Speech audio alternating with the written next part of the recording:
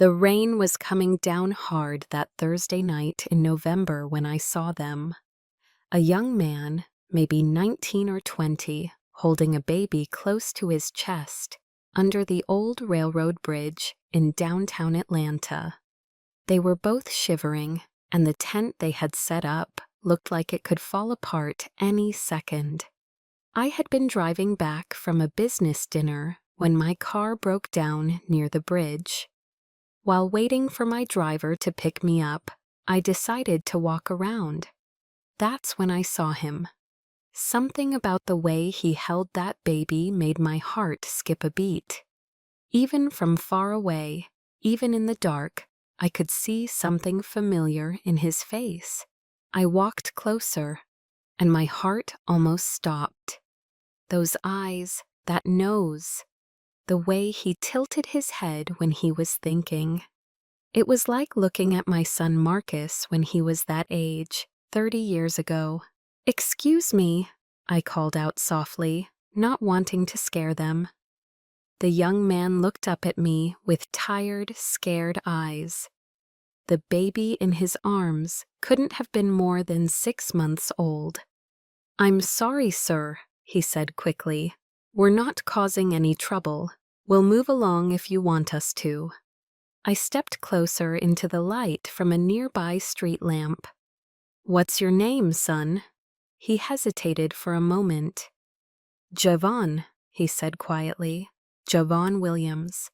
And this is my daughter, Hope." Williams. My heart was racing now. My son Marcus had married a woman with the last name Williams before they moved away 18 years ago. Before everything went wrong between us. "Javon Williams," I repeated slowly. "How old are you?"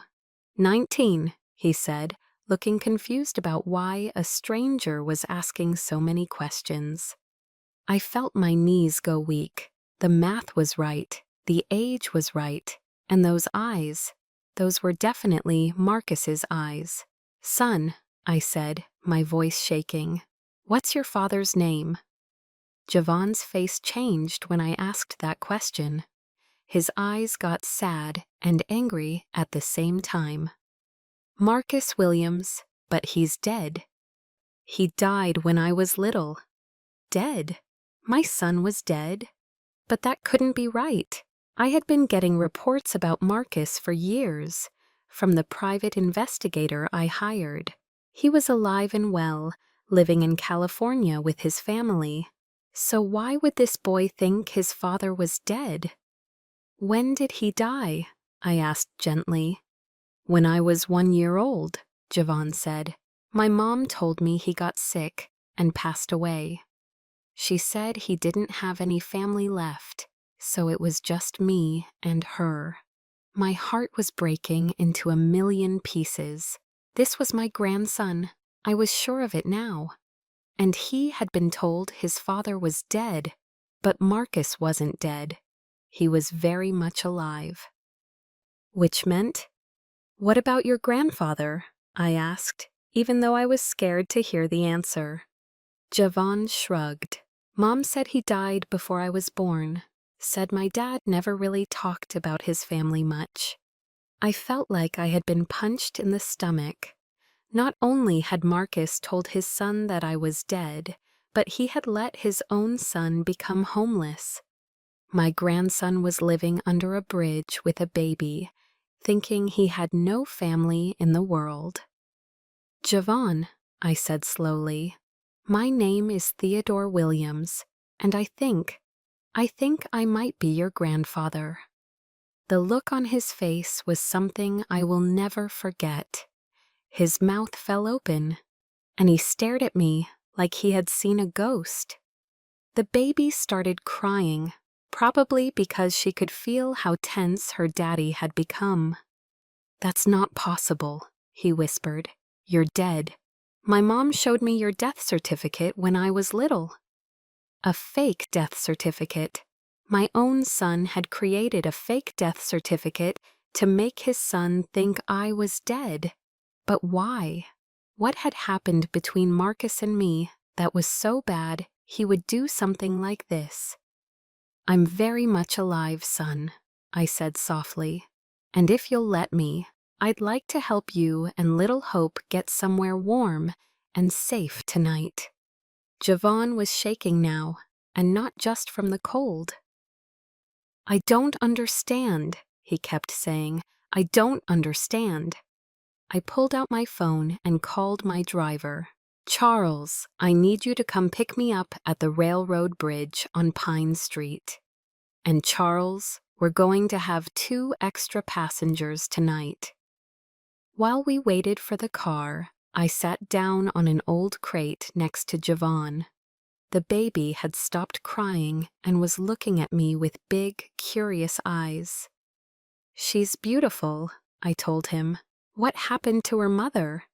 Javon's face got even sadder. "She died when Hope was born.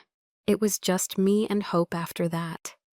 I tried to keep our apartment, but I lost my job at the grocery store when Hope got sick, and I had to miss too much work.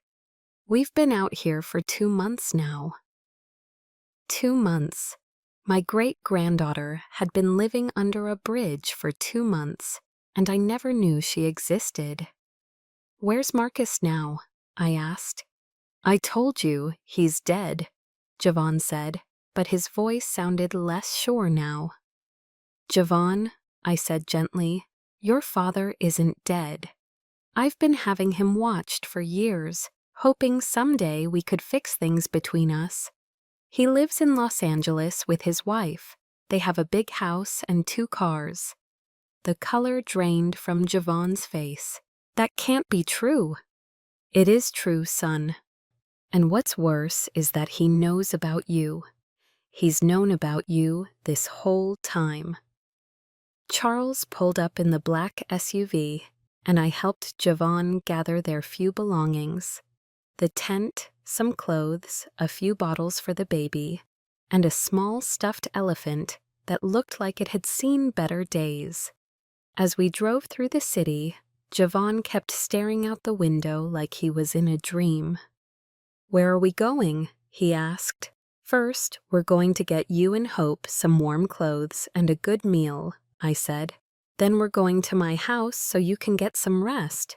Tomorrow, we're going to figure out what really happened and why you've been lied to your whole life." We stopped at a 24-hour store where I bought clothes for both Javon and Hope, plus formula, diapers, and baby food. Javon tried to stop me from spending so much money, but I told him this was what grandfathers were supposed to do. When we got to my house, Javon's eyes went wide. I lived in a big house in the wealthy part of Atlanta, with gates and security cameras and a fountain in the front yard. "You live here?" he asked. "I do, and starting tonight, so do you." I showed them to the guest bedroom, which had its own bathroom and sitting area. I had my housekeeper, Mrs. Patterson, set up a crib for Hope that we had stored in the attic from when Marcus was little. As I was getting ready to leave them to rest, Javon grabbed my arm. "Mr. Williams, Grandpa, why would my dad lie to me about you being dead?" I looked at this young man, my grandson, who had been through so much pain and hardship. How could I tell him that his father and I had fought about money? How could I explain that Marcus had accused me of caring more about my business than my family? How could I tell him that the last thing Marcus had said to me was that he never wanted to see me again? "I don't know, son," I said, "but I promise you, we're going to find out." That night, I couldn't sleep. I kept thinking about all the years I had missed with Javon. His first steps, his first words, his first day of school, his graduation. I had missed everything because of the pride and anger between me and his father. The next morning, I was up early making phone calls. I called my lawyer, my private investigator, and my travel coordinator. If Marcus wanted to keep lying to his son, he was going to have to do it to his face. Javon came downstairs around 9 in the morning, carrying Hope. Both of them looked better after a good night's sleep and a warm shower. "I've been thinking all night," Javon said as I made him breakfast. "Why would Mom lie to me too? She told me Dad was dead. She showed me the death certificate. Why would she do that?" That was a good question. Had Marcus convinced Javon's mother to lie too? Or had she been lied to as well? "We're going to find out," I told him. "Pack your things. We're taking a trip." "A trip? Where?" I smiled at my grandson. "Los Angeles. It's time you met your father." The look of fear and excitement on Javon's face broke my heart. He wanted to meet his dad so badly, but he was also scared of what he might find out. 2 hours later, we were at the airport, but not the regular airport. We drove right onto the tarmac where my private jet was waiting. Javon stopped walking and stared at the plane. Is that yours?" "It is. Comes in handy when you need to get somewhere fast." As we walked up the stairs to the jet, Javon was looking around like he couldn't believe what was happening. "Yesterday I was homeless," he said quietly. "Today I'm getting on a private plane." "Yesterday you thought you had no family," I said. "Today you found out you have a grandfather who loves you and a father who has a lot of explaining to do." Once we were in the air, I showed Javon pictures of Marcus when he was growing up. Pictures of him playing football in high school, graduating from college, his wedding day. Javon studied each picture like he was trying to memorize every detail. "He looks like me," Javon said. "You look like him," I corrected. "You have his eyes and his smile, but you have something he lost somewhere along the way." "What's that?" "A good heart." As we flew over the mountains toward California, I told Javon stories about his father. How smart he was, how funny he could be, how much I had loved him. But I also started preparing him for what we might find when we got there. "Javon," I said carefully, "your father is going to be very surprised to see us. He might not react the way you hope he will." "Do you think he'll be happy to see me?" I looked at my grandson, holding his baby daughter, flying through the sky to meet the father he had never known. How could I tell him that Marcus might slam the door in our faces?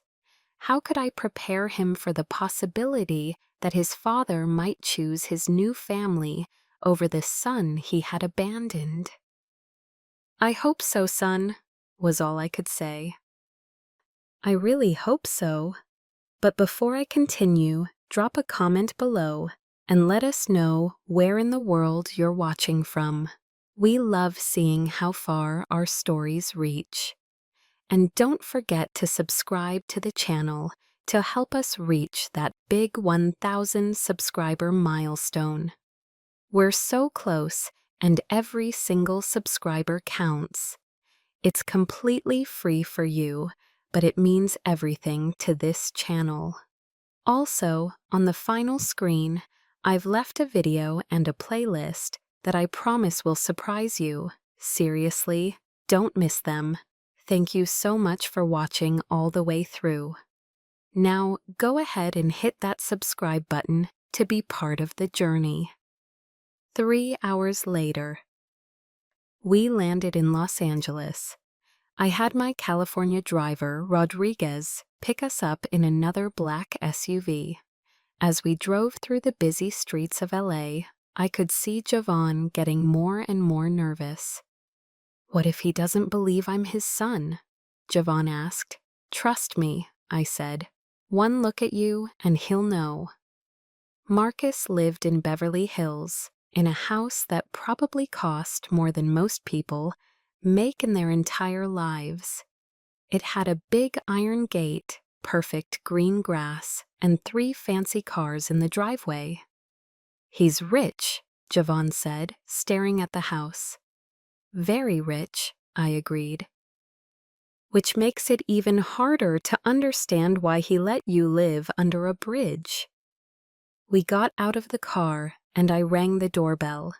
My heart was pounding so hard I thought it might jump out of my chest. I hadn't seen my son in 18 years. The last time we spoke, he had told me I was dead to him. Now I was about to find out if he really meant it. A woman answered the door. She was blonde and pretty, probably in her late 30s. This had to be Marcus's wife, the one he had married after he left Atlanta.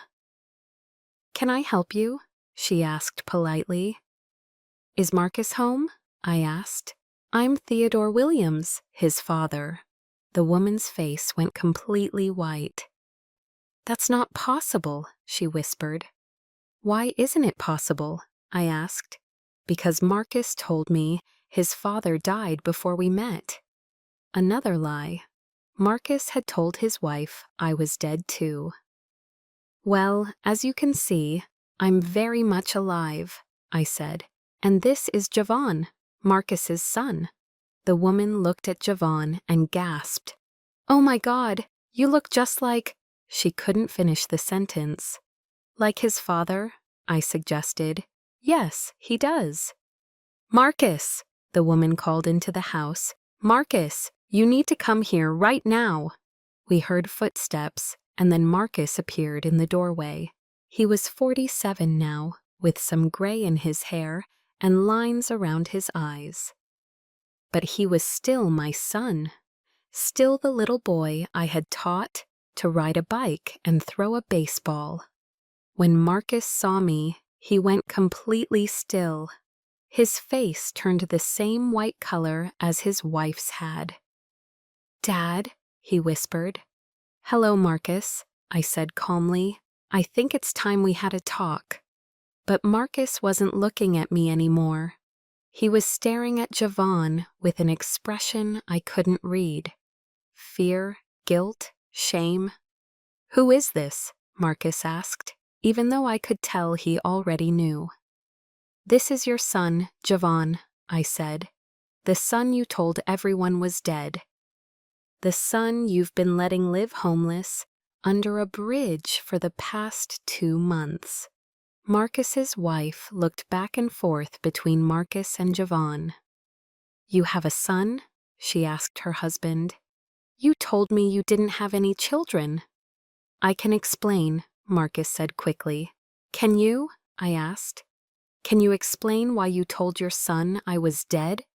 Can you explain why you let him think he had no family while you were living in this mansion?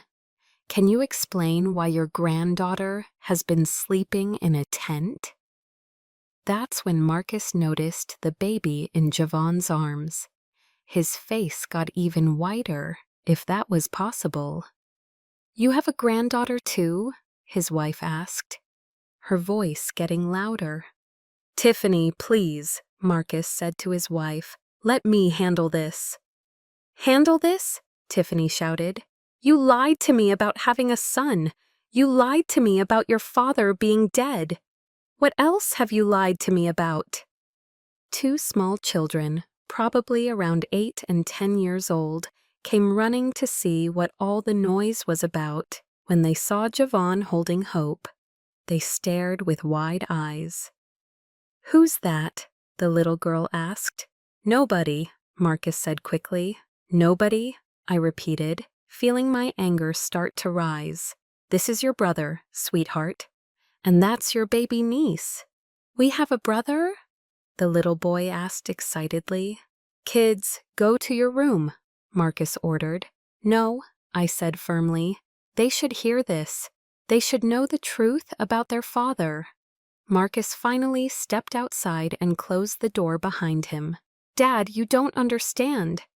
"Then explain it to me," I interrupted. "Explain why you faked my death certificate. Explain why you abandoned your son. Explain why you've been living like a king while your child was begging for food." Javon had been quiet this whole time, just staring at his father. Finally, he spoke up. "Why did you tell me you were dead?" he asked in a small voice. Marcus looked at his son, and for a moment I saw pain in his eyes, real pain, but then his face got hard again. "Because it was easier," Marcus said. "Easier?" Javon repeated. "Easier than what?" "Easier than dealing with all the drama and problems. Easier than explaining why Grandpa and I don't get along. Easier than having you ask questions about money and family fights." I felt like I had been slapped.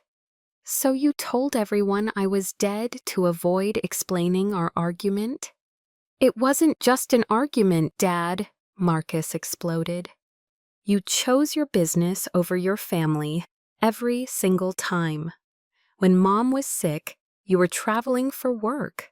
When I graduated college, you were in a meeting. When I got married the first time, you almost missed the wedding because of some deal you were making. So you decided to punish me by taking away my grandson?" I asked.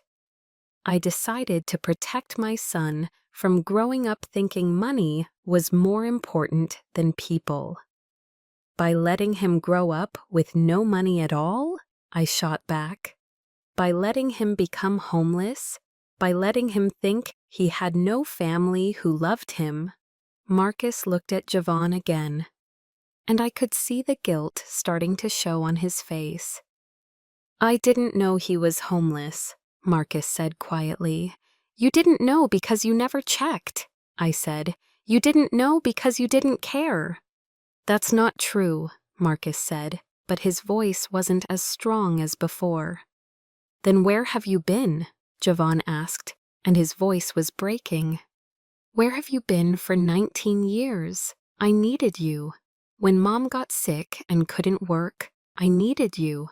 When the baby's mother died, I needed you. When we lost our apartment and had nowhere to go, I needed you."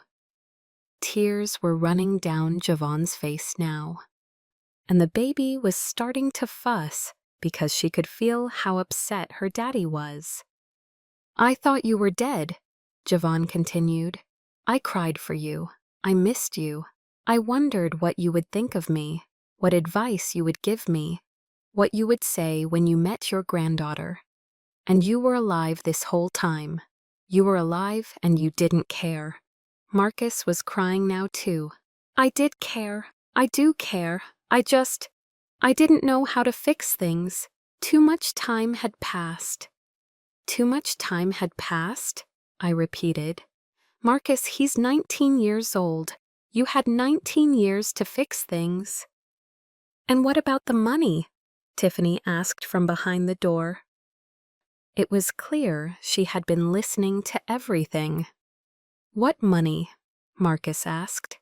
"The money your father left for Javon," she said, opening the door again.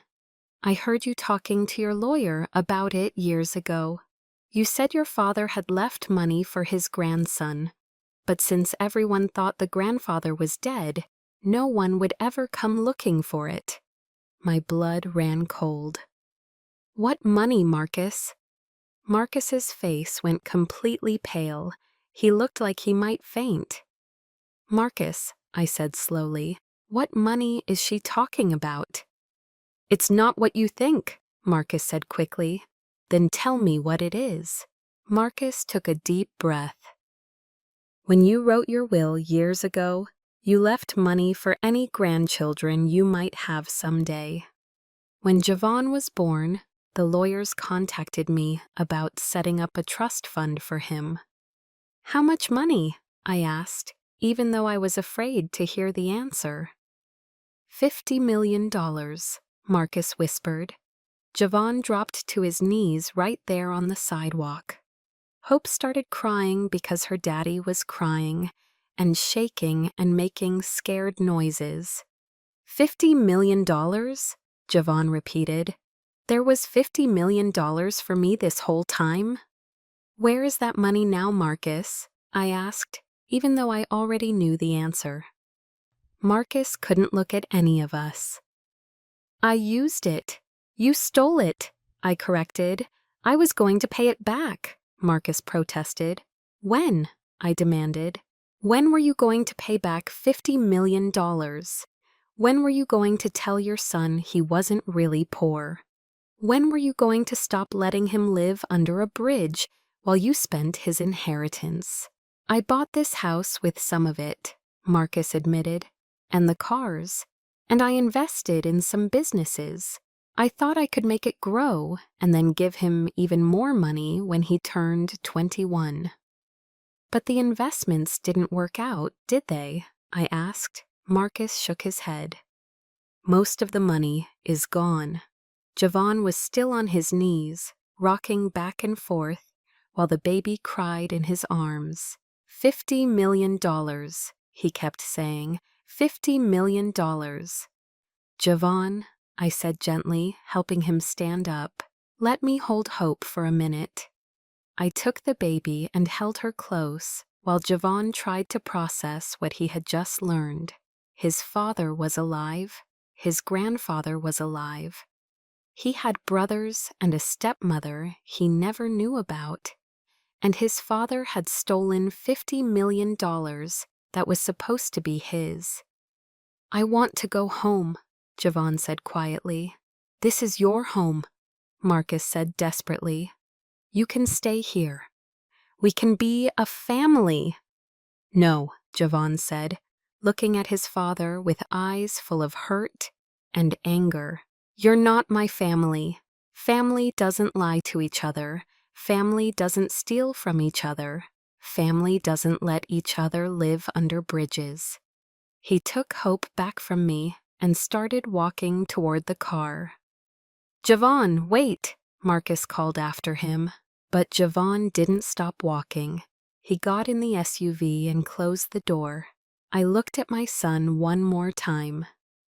You broke that boy's heart, Marcus, and you broke mine too. Dad, please, Marcus said. I can fix this. I can make it right. How? I asked. How are you going to fix 19 years of lies?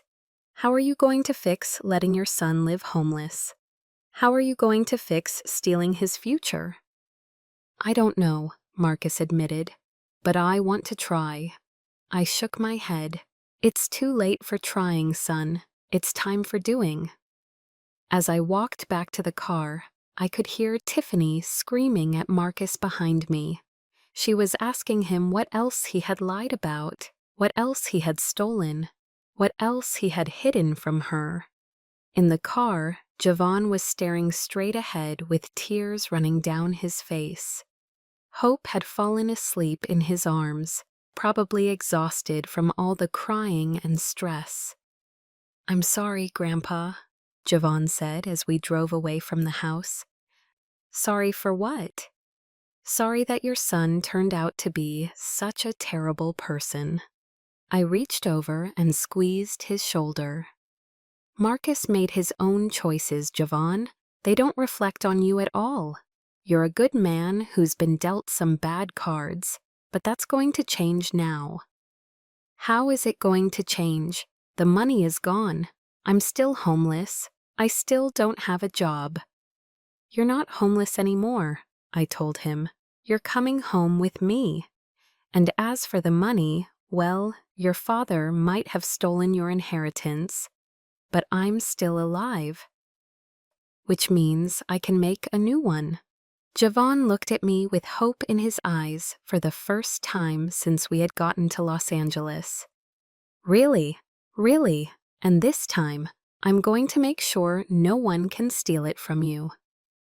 As our plane took off from Los Angeles, I made a promise to myself and to my grandson. I was going to spend whatever time I had left making up for all the years we had lost. And I was going to make sure that Marcus faced consequences for what he had done. But first, there was something else I needed to tell Javon. Something about why Marcus and I had fought in the first place.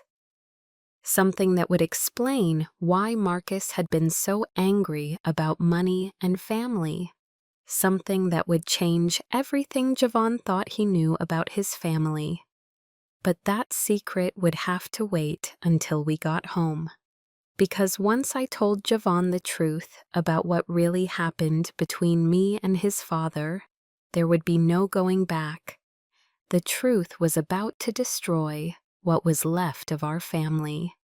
But it was also the only thing that might save us. When we got back to Atlanta, Javon was quiet for the rest of the day. He spent most of his time in the nursery I had set up for Hope, just sitting in the rocking chair and staring out the window. Mrs. Bansels Patterson tried to bring him food, but he barely touched it. I understood why he was having a hard time. In less than 24 hours, his entire world had been turned upside down. He had gone from thinking he was an orphan to discovering he had a living father, a grandfather, 2 half-siblings, and a stepmother. He had learned that $50 million that should have been his had been stolen by the very person who was supposed to protect him. That evening, I knocked on his door. "Can I come in?" Javon nodded without looking away from the window. Hope was sleeping peacefully in her new crib, surrounded by toys and blankets that cost more than most people's rent. "I know this is a lot to process," I said, sitting down in the chair across from him. "I keep thinking I'm going to wake up and find myself back under that bridge," Javon said quietly. "This all feels like a dream." "It's not a dream, son. This is real. You're safe now, and you're home." Javon finally looked at me. "Can I ask you something, Grandpa?" "Anything." "What did you and my dad fight about? What was so bad that he decided to fake your death and disappear?" I had been dreading this question, but I knew it was coming. Javon deserved to know the truth, even if it was going to hurt. "It's complicated," I said. "I'm 19 years old," Javon said. "I've been homeless with a baby. I think I can handle complicated." He was right. After everything he had been through, he deserved the whole truth. "Your father and I fought about money," I began, "but not in the way you might think." I got up and walked over to the window where Javon had been staring. Outside, the lights of Atlanta twinkled in the darkness. "I built my business from nothing," I continued. "When I was your age, I was poor too. Not homeless, but close. I worked 3 jobs just to pay for community college.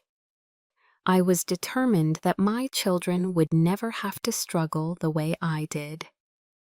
"That sounds like a good thing," Javon said. "It was at first, but somewhere along the way, making money became more important to me than spending time with the people I was making it for. Your grandmother, God rest her soul, used to beg me to come home for dinner. Marcus would wait up for me every night when he was little, hoping I would read him a bedtime story. But I was always working." I sat back down, feeling the weight of all those missed moments. When your grandmother got sick with cancer, I told myself I was working extra hard to pay for the best doctors and treatments.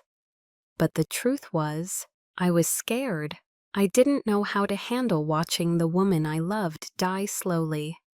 So I buried myself in work instead of being there for her and Marcus. Javon was listening carefully, not judging, just trying to understand. "Your grandmother died when Marcus was 16, I continued, "and instead of grieving with my son, instead of helping him through the hardest time in his life, I worked even more. I told myself I was securing his future, but really I was just running away from the pain." "What happened then?" "Marcus started acting out. He got into fights at school, started hanging around with the wrong crowd, nearly didn't graduate. When I tried to discipline him, he told me I had no right to parent him since I was never around anyway. I paused, remembering those terrible fights we used to have. Things got a little better when he went to college. He seemed to find his way, got good grades, met a nice girl. Her name was Jennifer Williams. She was sweet and smart, and seemed to really love Marcus. "That was my mother," Javon said softly. "Yes, that was your mother. When Marcus told me he wanted to marry her, I was happy for him. I thought maybe having his own family would help him understand why I had worked so hard. But as I said those words, I realized how wrong I had been. Marcus hadn't understood at all. He had learned the exact opposite lesson. They had a small wedding," I continued. "I paid for it, of course, and I tried to be involved in the planning. But I was in the middle of a big business deal that could have made us millions, so I kept having to step away to take phone calls and handle problems." "You missed parts of his wedding?" "I missed the rehearsal dinner completely," I admitted, feeling ashamed all over again. "I almost missed the wedding ceremony because my flight was delayed coming back from a meeting." Javon shook his head. No wonder he was angry. "It gets worse," I said. "When you were born, I was in Japan closing a deal. I didn't even know Jennifer had gone into labor until 3 days after you were born." "You missed my birth?" "I missed everything, Javon. Your first steps, your first words, your first birthday. I kept promising myself I would slow down, that I would be a better grandfather than I had been a father. But there was always another deal, another opportunity, another reason to put work first." I could see the hurt in Javon's eyes, and it broke my heart. "When you were about a year old, Marcus came to see me. He brought you with him, and you were the most beautiful baby I had ever seen. You had these big, curious eyes and this little smile that just melted my heart." "What did he want to talk about?" "He wanted me to slow down. He wanted me to retire and spend time with my family. He said he didn't want you to grow up the way he had, with a grandfather who was too busy to love you." I got up and started pacing around the room. This was the hardest part to tell. But I was in the middle of the biggest deal of my career, a merger that would have made our family hundreds of millions of dollars. I told Marcus he was being selfish, that I was working for his future and your future. What did he say? He said he didn't want my money if it meant losing me. He said he would rather be poor and have a grandfather who showed up than be rich and have a grandfather who didn't. Javon was quiet for a long moment. "That actually sounds reasonable." It was reasonable. It was more than reasonable. It was right. But I was too proud and too stubborn to see it. I sat back down and looked at my grandson. I told Marcus that he was being ungrateful. I told him that everything I had worked for was going to be his someday, and his children's after that. I told him he should be thanking me instead of complaining. And what did he say to that? This was the part I had never told anyone, the part that had haunted me for 18 years. He said that if money was more important to me than family, then maybe I wasn't the kind of grandfather he wanted for his son. He said maybe it would be better if you grew up thinking I was dead than growing up knowing I was alive, but didn't care enough to be present. Javon's eyes went wide. "He said that?" "He said it, And I said something worse back. What did you say? I took a deep breath. I told him that if that's how he felt, then maybe he was right. Maybe you would be better off without me. I told him to take his wife and his baby and get out of my house, and not to come back until he was ready to appreciate everything I had done for him. The room was completely silent except for the sound of Hope's soft breathing. And he left? He left that night. The last thing he said to me was that he was going to make sure his son never had to deal with the disappointment of having a grandfather who chose money over family. So he moved away. He moved to California with Jennifer and you. I was so angry and hurt that I didn't try to contact them for months. I kept thinking Marcus would come to his senses and call me. But he never did. Never. And by the time I swallowed my pride and tried to reach out, their phone number had been disconnected. They had moved and left no forwarding address. I walked over to Hope's crib and looked down at my great-granddaughter. She looked so peaceful, so innocent. I wondered what kind of grandfather I would be to her. That's when I hired the private investigator, I continued. I needed to know if you were okay, if Marcus and Jennifer were okay. The investigator found them in Los Angeles. Marcus had gotten a good job, they had bought a house, and you were healthy and happy. But you never reached out? I wanted to. Every birthday, every Christmas, every milestone that I missed, I wanted to call. But I kept thinking about what Marcus had said. Maybe you really were better off without me. Javon stood up and walked over to where I was standing by the crib. When did you find out my mother died?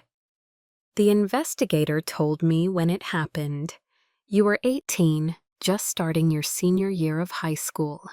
I almost flew out there to be with you, but Marcus had remarried by then, and I thought maybe his new wife would be a good mother to you. She wasn't, Javon said simply. She was nice enough, but she made it clear that I wasn't really part of their family. After I graduated high school, they basically told me I was on my own. My heart clenched. I should have been there. Why weren't you? Because I'm a coward, I said honestly. Because I was afraid that if I showed up, Marcus would tell you terrible things about me. I was afraid you would reject me the same way he had. So you just watched from far away?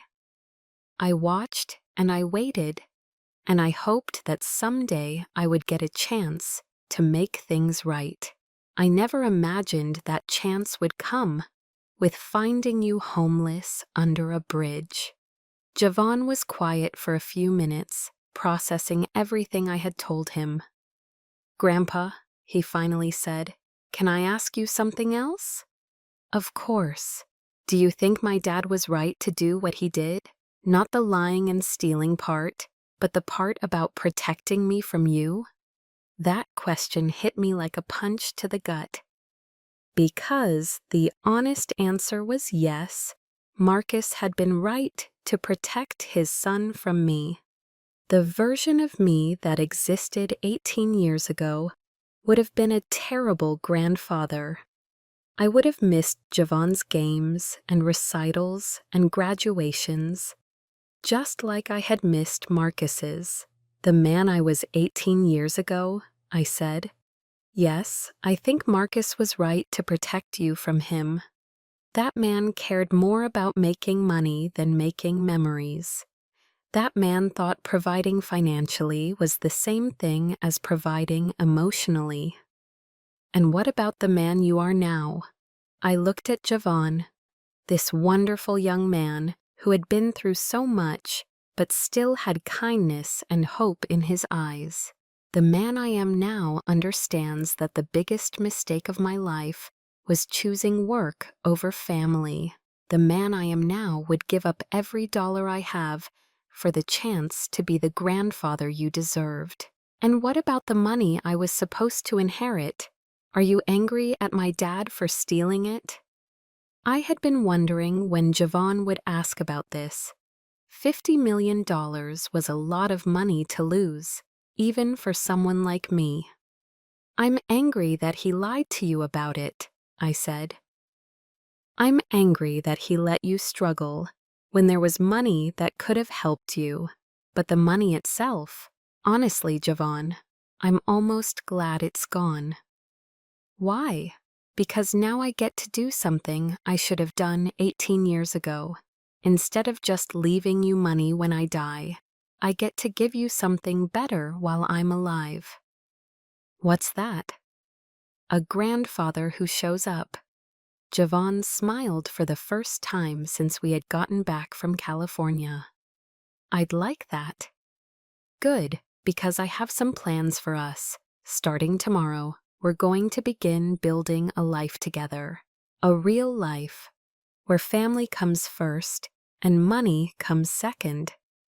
What kind of plans? Well, first, we're going to get you enrolled in college. You're smart and you deserve an education. While you're in school, Hope will have the best childcare money can buy. I can't let you pay for all that. You're not letting me, I said firmly. I'm choosing to. There's a difference. Javon looked like he was going to cry again, but this time they were happy tears. After you finish college, I continued, if you want to work in the family business, there will be a place for you. But if you want to do something else, I'll support that too. The important thing is that you'll have choices. And what about my dad? That was the question I had been dreading. What were we going to do about Marcus? What do you want to do about your father? I asked. Javon thought about it for a long time. I want him to face consequences for what he did, but I also want him to be my dad, if that makes sense. It made perfect sense. Despite everything Marcus had done, he was still Javon's father. And Javon had spent 19 years dreaming of the day he would meet him. I think we can work on both of those things, I said. But it's going to take time. How much time? However long it takes. Just then my phone rang. It was late for someone to be calling, but when I looked at the caller ID, my heart skipped a beat. It was Marcus. Who is it? Javon asked, seeing the look on my face. It's your father. Javon's eyes went wide. Answer it. I put the phone on speaker so Javon could hear. Hello, Marcus. Dad. Marcus's voice sounded terrible, like he had been crying for hours. Is Javon there? I'm here, Javon said. Son, I'm so sorry. I'm so sorry. I know what I did was unforgivable, but I want to try to make it right. How? Javon asked. I've been talking to lawyers all day. I'm going to sell the house, sell the cars, liquidate everything I can. It won't be $50 million, but it'll be something. What about your wife and kids? I asked. Where will they live? Tiffany is leaving me, Marcus said quietly. She's taking the kids and moving back to her parents' house in Oregon. She says she can't be married to someone she can't trust. I felt a pang of sadness for those two innocent children who were losing their family because of their father's mistakes. I'm also turning myself in to the police tomorrow, Marcus continued. What? Javon and I said at the same time. What I did was theft. I stole money that belonged to my son. I need to face the consequences. Marcus, I said, you don't have to do that. It's a family matter. No, Dad, it's not just a family matter.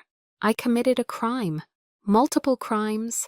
I forged documents. I stole money. I lied to financial institutions. I need to take responsibility. I looked at Javon, who was staring at the phone with a complicated expression on his face. What will happen to you? Javon asked. I don't know. My lawyer thinks I might be able to get a reduced sentence if I cooperate and pay back as much as I can. Maybe 2 to 5 years. Prison? Yes. The room was quiet for a long moment. Javon, Marcus said, I know I have no right to ask you this, but would you consider visiting me sometimes? I know I've been the worst father in the world, but I'd like to try to get to know you, if you'll let me. Javon looked at me, and I nodded encouragingly. This had to be his decision. I'll think about it, Javon said finally. That's more than I deserve, Marcus said. Thank you. Marcus, I said, what made you decide to do this, to turn yourself in?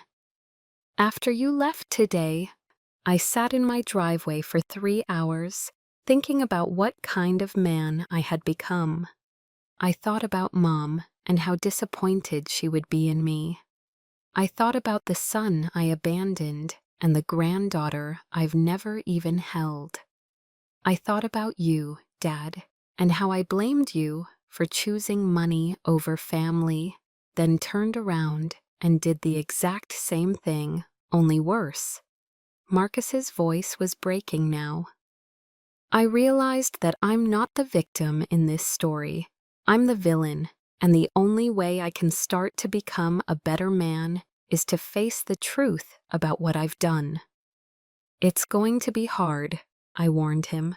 Good, Marcus said. It should be hard. What I did was hard on everyone else. Now it's my turn. After we hung up, Javon and I sat in the nursery for another hour just talking about the future, about the past, about what it meant to be a family. Do you think he'll really change? Javon asked. I don't know, I said honestly, but I think he wants to, and sometimes wanting to change is the first step toward actually doing it. Are you going to visit him in prison? If he goes to prison, yes. He's still my son, just like you're still his son.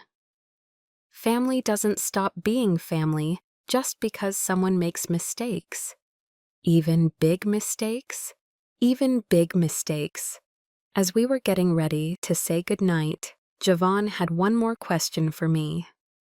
Grandpa, what if I'm not good at this? What if I'm not good at being your grandson, or being Hope's father, or being part of a family? I put my hand on his shoulder and looked him in the eye. Son, you've been taking care of a baby while living under a bridge. You've survived homelessness, loss, abandonment, and betrayal, and you're still kind and hopeful and loving. If that doesn't prove you're good at being a father and a grandson, I don't know what does. Javon hugged me then, the first real hug we had ever shared. As I held my grandson and listened to my great-granddaughter sleeping peacefully in her crib, I made another promise to myself. I was going to spend the rest of my life proving that family was more important than money, and I was going to make sure that Hope grew up knowing she was loved and wanted and valued for who she was, not what she could achieve or earn. The next morning, I woke up to the sound of laughter coming from the kitchen. When I went downstairs, I found Javon making breakfast while Hope sat in her high chair, clapping her hands and giggling at her daddy's silly faces. Good morning, Grandpa, Javon said with a smile. Good morning, grandson, I replied. And for the first time in 18 years, those words felt like the beginning of something beautiful instead of the end of something broken.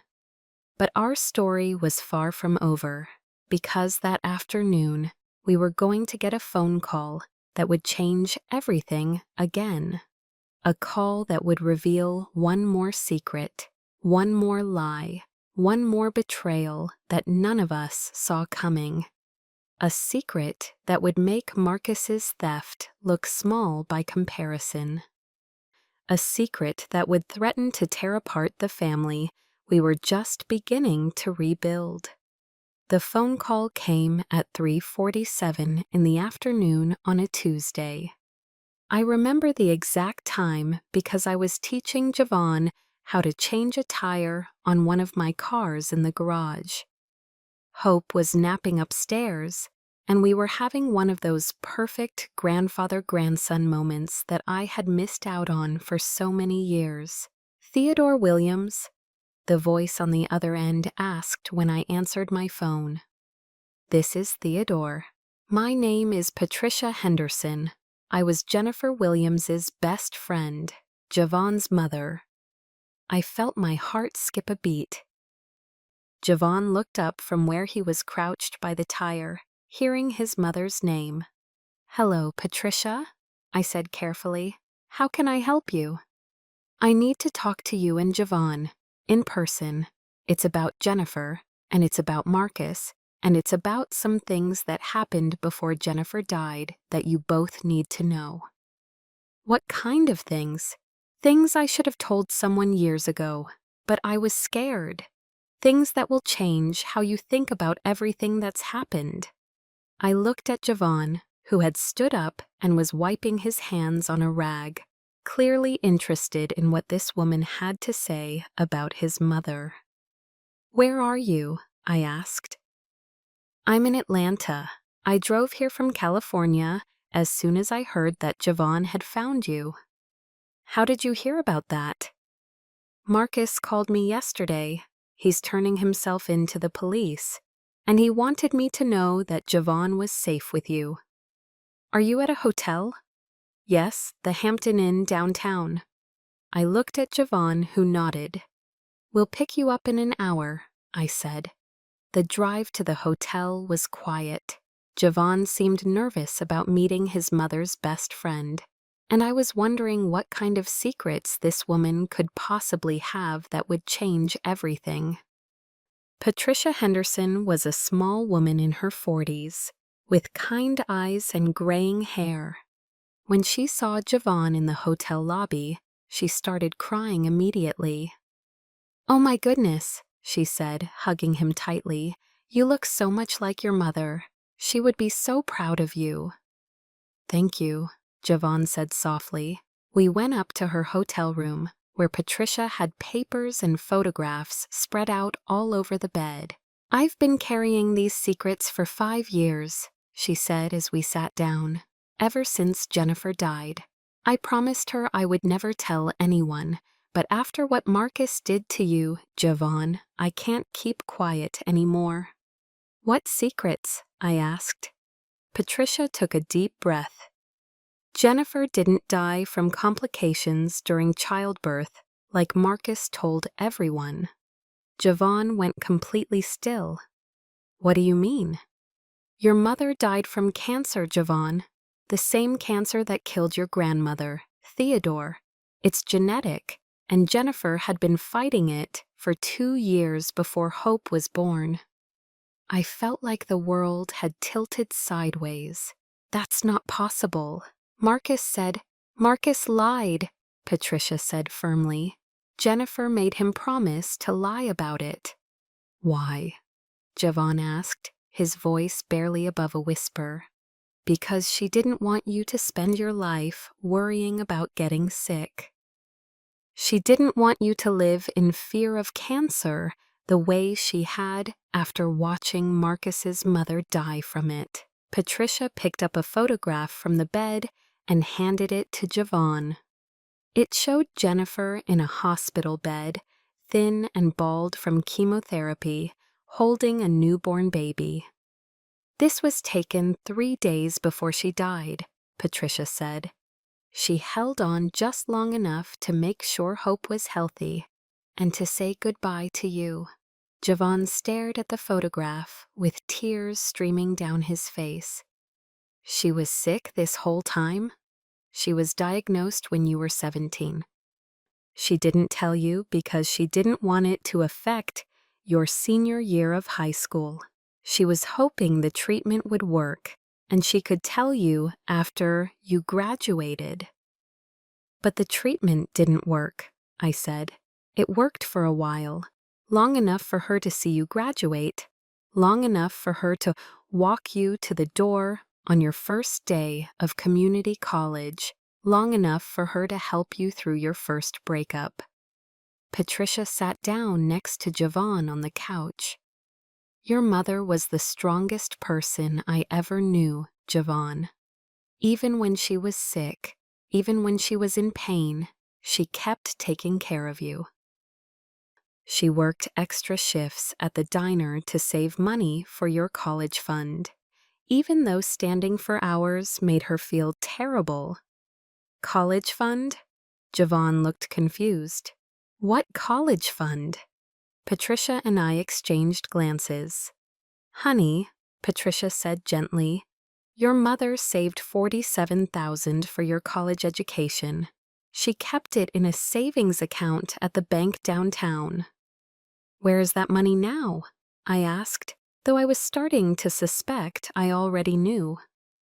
Marcus took it, Patricia said. Right after Jennifer died, he cleaned out all her accounts and took everything. Javon stood up abruptly and walked to the window. So he didn't just steal my inheritance from Grandpa, he said without turning around. He stole my college fund from Mom, too. I'm afraid so, Patricia said. How much money did Marcus steal in total? I asked. Patricia consulted one of the papers on the bed. The $50 million from Theodore's trust, the $47,000 from Jennifer's savings, and about $15,000 from Jennifer's life insurance policy. Plus, he sold Jennifer's car and her jewelry without telling Javon. I felt rage building in my chest like I had never felt before. It was one thing for Marcus to steal from me. I was a wealthy man who could afford to lose $50 million. But stealing from Jennifer, stealing from his own son who had nothing, that was unforgivable. There's more, Patricia said quietly. More? Javon turned around from the window. Your mother wrote you a letter before she died. She gave it to me and made me promise to give it to you when you turned 21, or if something ever happened and you needed to know the truth about your family. Patricia reached into her purse and pulled out a sealed envelope with "For my son Javon" written on it in shaky handwriting. Javon took the letter with trembling hands and sat back down. He stared at it for a long moment before opening it. Do you want me to read it out loud? He asked. Only if you want to, I said. Javon unfolded the letter and began to read. My dearest Javon, if you are reading this letter, it means I am no longer with you. I hope it also means that you have found your grandfather Theodore and that you know the truth about your father. I want you to know that everything I did out of love for you. When Marcus told me his father was dead, I believed him because I had no reason not to. When we moved to California and Marcus told me we needed to cut all ties with his past, I went along with it because I thought he was trying to protect our little family. I didn't find out Marcus had lied until I got sick. When I was going through my medical forms, I noticed that Marcus had listed his father as deceased. But when I looked closer at the insurance paperwork, I saw Theodore Williams listed as an emergency contact with a phone number. I confronted Marcus about the lie, and he broke down and told me everything. About the fight with his father, about the money he had taken from your trust fund, about how he had been using your inheritance to pay for our house and lifestyle. I was so angry, Javon, not just because he had lied to me, but because he had robbed you of having a grandfather who loved you. I told Marcus he needed to tell you the truth and pay back the money, but he said it was too late, that too much time had passed. I wanted to call Theodore myself and tell him where we were, but Marcus begged me not to. He said it would destroy our family, that you would hate him forever. He promised me he would make it right someday, that he would find a way to give you back everything he had taken. I was weak from the cancer treatments, and I let Marcus convince me to keep the secret. It is the biggest regret of my life. By the time I realized Marcus was never going to make things right on his own, I was too sick to do anything about it. But I want you to know, my sweet boy, that your grandfather Theodore never abandoned you. He never even knew you existed until Marcus lied and said his father was dead. I want you to know that you come from a family of good people who love you. Your grandfather built his business from nothing, just like you are going to build your life from nothing. Your grandmother, who you never got to meet, was the kindest woman I ever knew. And you, my beautiful son, have the best parts of all of them. I'm sorry I couldn't give you more. I'm sorry I couldn't fight the cancer harder. I'm sorry I couldn't live to see you graduate from college, or get married, or give me grandchildren to spoil. But I am not sorry for the 19 years I got to be your mother. You have been the greatest joy and the greatest purpose of my life. Every sacrifice I made was worth it to see you grow into the good man I know you are. Take care of your daughter, Javon. Love her the way I loved you. And please, please forgive your father if you can. He made terrible choices, but he did love us in his own broken way. All my love forever, Mom. P.S. Patricia has something else for you from me. Don't let her forget to give it to you. By the time Javon finished reading, all three of us were crying. I was thinking about Jennifer, this brave young woman who had fought cancer alone while trying to protect her son from the truth about his father. Javon was probably thinking about all the conversations he never got to have with his mother, all the things he never got to tell her. What else did she leave for me? Javon asked Patricia through his tears. Patricia walked over to her suitcase and pulled out a small wooden box. This was your mother's most treasured possession, she said, handing it to Javon. Javon opened the box and gasped. Inside was a diamond ring, but not just any diamond ring. It was my mother's engagement ring, the one I had given to Marcus when he got married the first time. She wanted you to have it to give to the woman you marry someday, Patricia said. She said it was important that it stay in the Williams family. But how did she get this? I asked. I gave this ring to Marcus for their wedding. Marcus sold it, Patricia said. About 6 months after they got married, he told Jennifer he needed quick cash for a business opportunity. He sold the ring to a pawn shop for $500. $500? I was shocked. That ring is worth at least $50,000. Jennifer found out what he had done and spent the next 2 years saving up to buy it back from the pawn shop.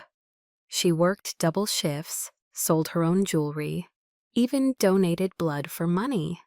She was determined to get it back because she said it belonged to the Williams family. Javon was holding the ring up to the light, watching it sparkle. She bought back my great-grandmother's ring with money she made working at a diner while she was fighting cancer, he said in amazement.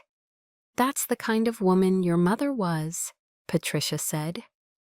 She would have done anything for the people she loved. I reached over and squeezed Javon's shoulder.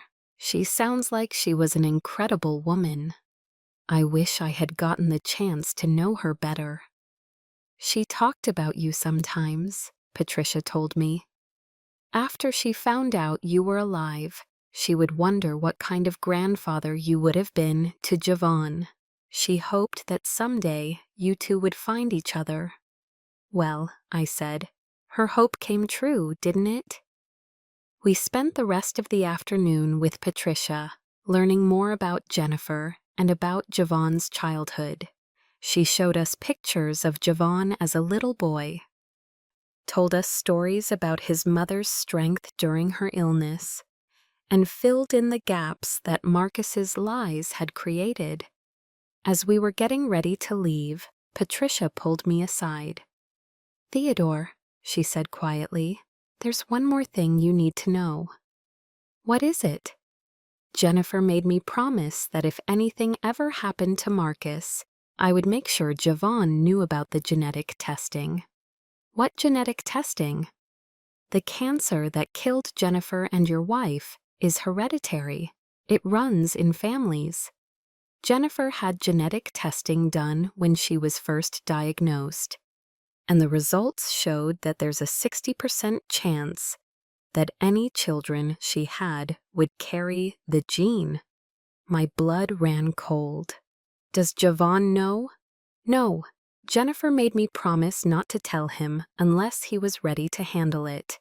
But now that he has Hope to think about, he needs to know. Both he and Hope should be tested." I felt like I had been hit by a truck. First, we learned that Marcus had stolen even more money than we thought.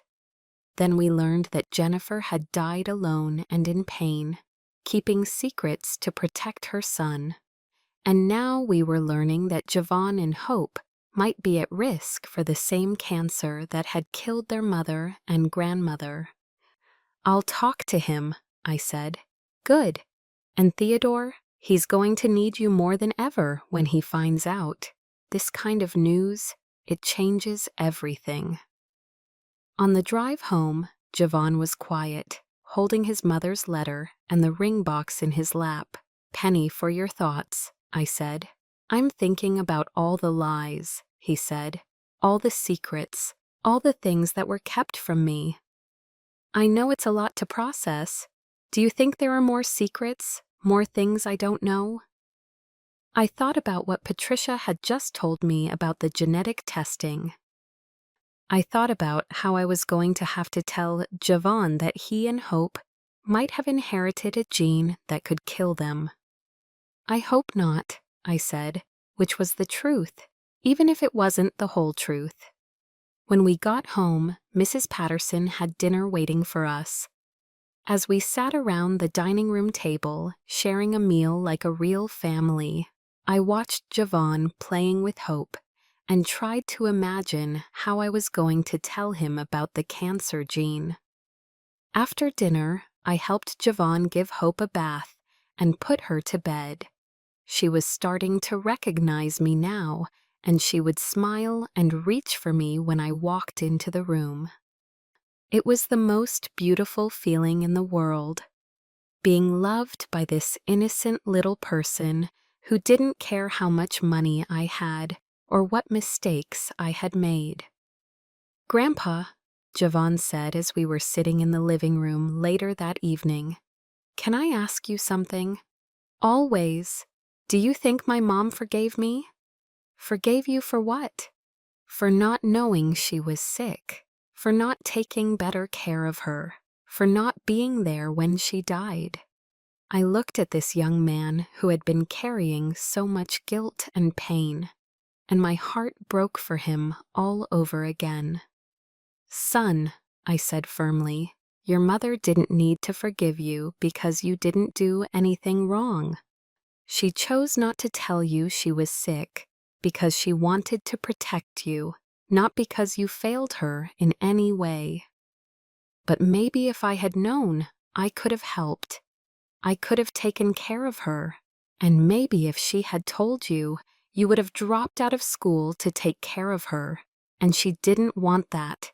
She wanted you to live your life, not spend it watching her die. Javon was quiet for a moment. Do you think she would be proud of me now? He asked. I think she would be amazed by you, I said. I think she would be proud of how you've taken care of Hope, proud of how you've survived everything that's been thrown at you, and proud of the fact that you still have love in your heart despite all the people who have let you down. Even love for my dad. Especially love for your dad. It would be easy for you to hate Marcus after everything he's done. The fact that you still want a relationship with him shows what kind of person your mother raised you to be. Just then, my phone rang. It was Marcus. Should I answer it? I asked Javon. He nodded. Hello, Marcus. Dad, I wanted to let you know that I turned myself in today. I'm being held at the county jail until my hearing tomorrow. How are you holding up? I'm okay. Scared, but okay. Is Javon there? I'm here, Javon said. Son, I want you to know that I told the police everything. About the trust fund, about your mother's savings, about all of it. I'm going to plead guilty and try to make restitution for as much as I can. We know about Mom's savings, Javon said quietly. There was silence on the other end of the line. How do you know about that? Marcus asked finally. Patricia Henderson came to see us today. Oh, God, what did she tell you? She told us the truth, Marcus. About Mom's cancer, about the college fund, about the letter Mom left for me. Marcus started crying on the other end of the phone. I'm so sorry, Javon. I'm so sorry about all of it. Your mother begged me to tell you the truth, and I was too much of a coward to do it. Why? Javon asked. Why did you let me think she died in childbirth when she actually died from cancer? Because I thought if you knew about the cancer, you would worry about getting it yourself. I thought I was protecting you. That wasn't your choice to make, Javon said firmly. You're right, it wasn't. Just like stealing your money wasn't my choice to make, and lying about your grandfather wasn't my choice to make. I keep trying to protect people by lying to them, and all I do is hurt them worse. What's going to happen at your hearing tomorrow? I asked. My lawyer thinks the judge will set bail, but it's going to be high, probably more than I can afford.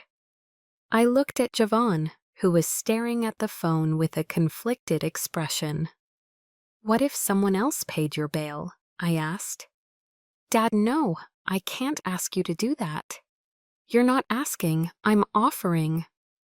Why would you do that after everything I've done? Because despite everything you've done, you're still my son, and because Javon needs time to get to know his father before you possibly go to prison. Javon looked at me with surprise and gratitude. Really? He asked. Really? If your father is serious about changing, if he's serious about making amends, then he deserves a chance to prove it. Thank you, Marcus said through his tears. I don't deserve this. No, you don't, I agreed. But that's what family does. We don't give each other what we deserve. We give each other what we need.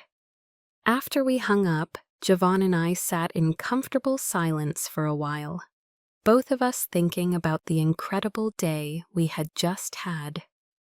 Grandpa, Javon said eventually, I have something I need to tell you. What is it? I've been thinking about what I want to do with my life.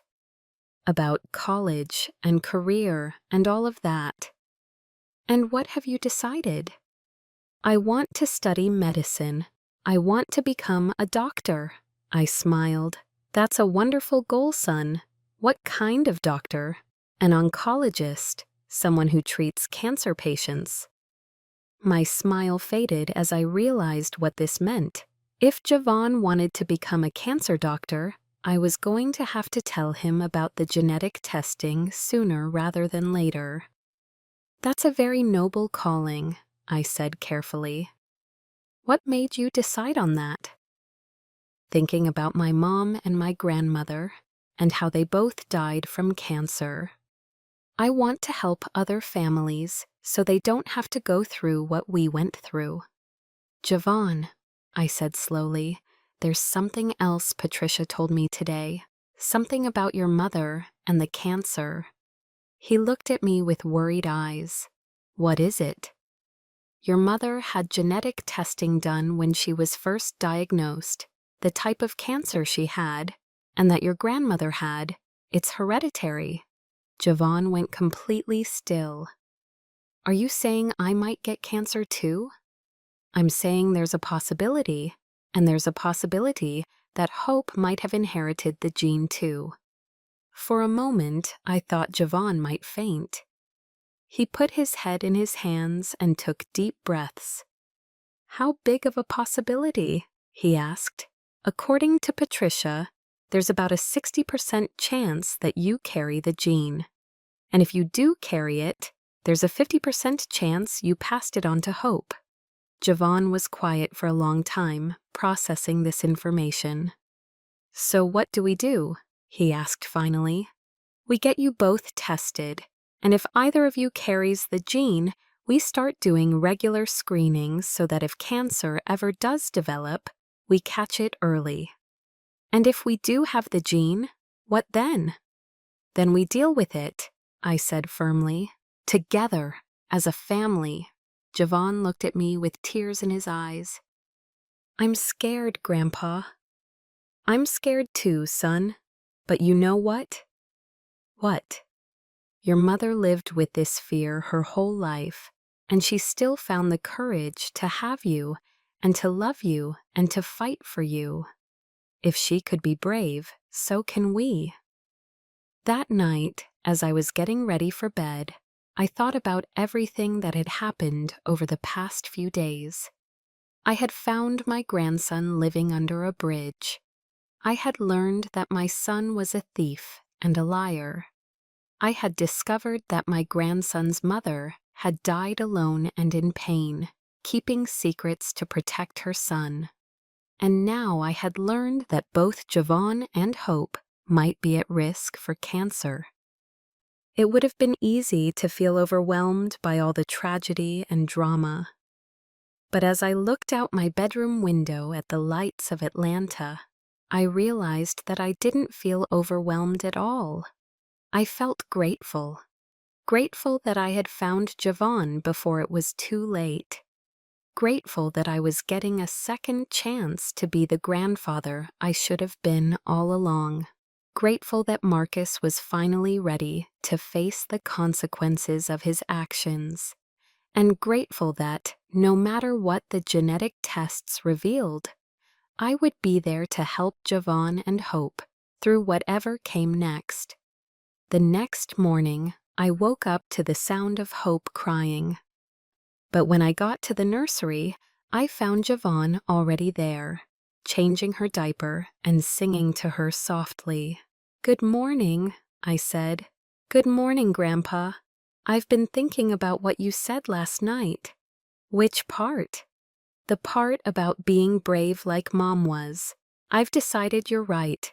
If she could face cancer while raising a child and working 2 jobs, then I can face the possibility of having a cancer gene while going to medical school." I smiled at my grandson, this remarkable young man who had already survived so much and was ready to face whatever came next. "That's my boy," I said, and in that moment, standing in the nursery with my grandson and great-granddaughter, watching the sun rise on a new day, I knew that no matter what secrets were revealed, no matter what challenges we faced, no matter what mistakes we had to overcome, we were going to be okay. Because we were family, And family doesn't give up on each other, even when the odds seem impossible.